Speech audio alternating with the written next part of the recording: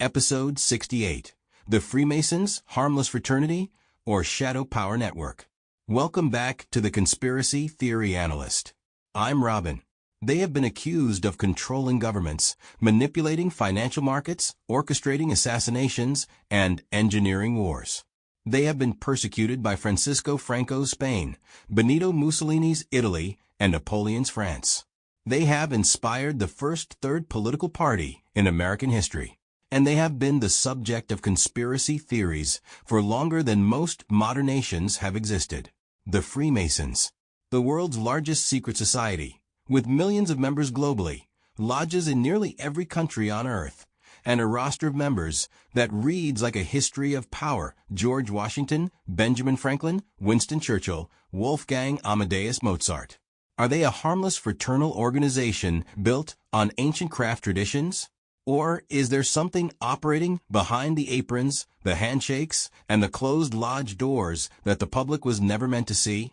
Tonight we find out.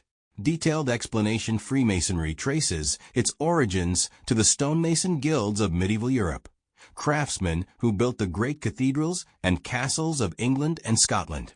Those guilds developed their own codes of practice, secret signs by which members could identify each other and verify their credentials, and a brotherhood of mutual support and protection.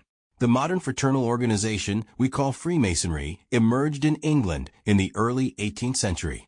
The first Grand Lodge was founded in London in 1717. From there, lodges spread across Europe and into the Americas with remarkable speed, attracting intellectuals, aristocrats, military men, and politicians. The founding generation of the United States was heavily Masonic. George Washington was a member, as were many signatories to the Declaration of Independence.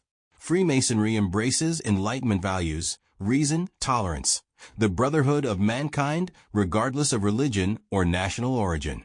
In an era of religious wars and sectarian conflict, it offered a space where men of different faiths could meet as equals.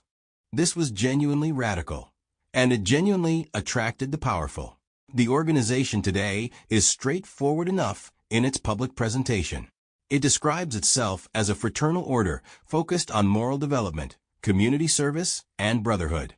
Its members are men who meet in lodges, perform rituals derived from the stonemason traditions, advance through a hierarchy of degrees, and contribute to charities. In the United Kingdom alone, Freemasonry is estimated to raise significant sums for charitable causes each year. That is the official version. And then there is the other version. Core elements of the conspiracy. The first element is the secrecy. Freemasons take oaths of secrecy regarding the rituals and inner workings of the lodge. Historically, these oaths described elaborate penalties for revealing secrets. While modern Masons describe these as symbolic, the tradition of secrecy is real and has fed centuries of suspicion about what is actually being kept hidden. The second element is the membership. The concentration of powerful people within Freemasonry is not a conspiracy theory. It is documented history.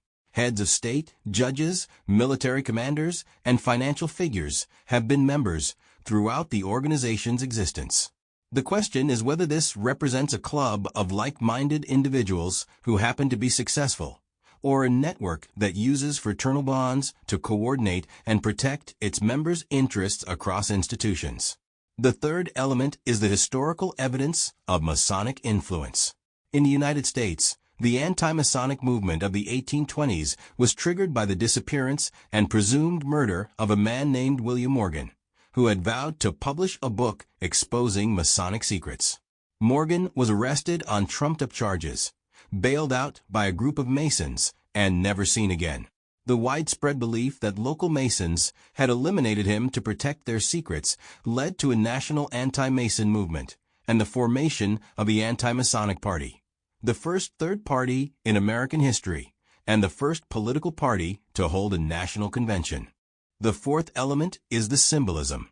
Masonic symbols, the square and compass, the all-seeing eye, the pyramid, appear on the American dollar bill, in the architecture of Washington, D.C., and in countless public buildings and monuments. For conspiracy believers, this is not coincidence. It is the signature of a network that has embedded itself in the foundational symbols of modern states. Evidence for and against the historical evidence of Masonic influence on the founding of the United States and on European political life during the Enlightenment is real and documented. George Washington was a Mason. The layout of Washington, D.C. contains Masonic symbolism. The influence of Masonic ideas, Enlightenment values, religious tolerance, democratic governance on the founding documents of multiple modern states is traceable. What is not documented is coordinated, hidden governance in the present day. No credible insider has produced evidence of Freemasons directing government policy in secret, manipulating financial markets, or ordering political violence as an organization. The Morgan disappearance in the 1820s demonstrated that individual Masons were capable of acting outside the law to protect their interests. But that is different from the organization itself directing coordinated criminal activity. Modern Freemasonry is open about its existence and its membership processes. Grand Lodges publish membership figures. The organization's charitable work is documented. Critics argue that transparency is selective, that the rituals and inner hierarchy remain hidden. But the secrecy that exists today is of a different character to the shadowy world control claimed by the strongest conspiracy theories. Arguments in favor believers argue that the documented concentration of powerful people within Freemasonry, across law enforcement, the judiciary, politics, and finance, creates an old boys network of extraordinary reach and influence. In practice, they argue, fraternal bonds among powerful men translate into preferential treatment, informal coordination, and protection from accountability. The lodge is not where the orders are given. It is where the relationships are built. They also point to the historical examples, the Morgan murder, the documented persecution of Masons, and its political consequences, and the extraordinary rate at which Masonic members appear in positions of power throughout history, as evidence of an organization that has always been more than a social club. Arguments against skeptics argue that the Freemasons are best understood as a networking organization, enormously effective at building relationships among influential people, but not a coordinated power structure with a unified agenda. Men of similar educational and social backgrounds who meet regularly, share rituals, and develop bonds of mutual loyalty will tend to help one another. That is human nature. It is not a conspiracy. They also note that Freemasonry is internally diverse, regionally fragmented, and historically divided. There is no central Masonic authority that could coordinate global action. The Grand Lodge system means that lodges operate with significant autonomy. The idea of unified Masonic control over world events requires a degree of internal coordination that the organization's structure does not support. Public opinion and broader impact, the Freemasons occupy a unique position in conspiracy culture. Unlike the Illuminati, they unquestionably exist and unquestionably include powerful people. Unlike the Bilderberg Group, they have centuries of history and documented influence on the founding of modern states. The theory is not about whether they are real.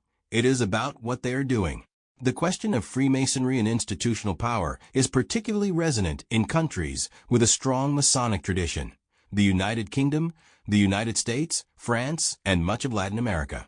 It is less a fringe theory than a persistent, mainstream concern about institutional loyalty versus public accountability. Conclusion: are the Freemasons a harmless fraternity or a shadow power network? The honest answer is probably some degree of both. The organization is real. Its membership includes powerful people. Its traditions of secrecy and mutual loyalty are real. And its historical influence on the founding of modern states is documented. These are not theories. They are facts. Whether those facts add up to coordinated hidden governance in 2026 is the question. And the evidence for that specific claim: hidden coordination across institutions, unified political agenda, deliberate manipulation of public affairs, remains circumstantial rather than conclusive. For believers, the lodge is where the decisions that shape the world are made, behind rituals that outsiders will never witness. For skeptics, it is an old and powerful social network whose influence is real, but far more mundane than the conspiracy version describes. What is certain is this: the Freemasons have been building something for 300 years. What exactly it is remains, in some ways, their oldest and most successful secret. This is the Conspiracy Theory Analyst. I'm Robin. If tonight's episode made you think, please rate and follow on Spotify. Tomorrow on the Conspiracy Theory Analyst, fluoride in drinking water, health benefit, or mass medication. That's next.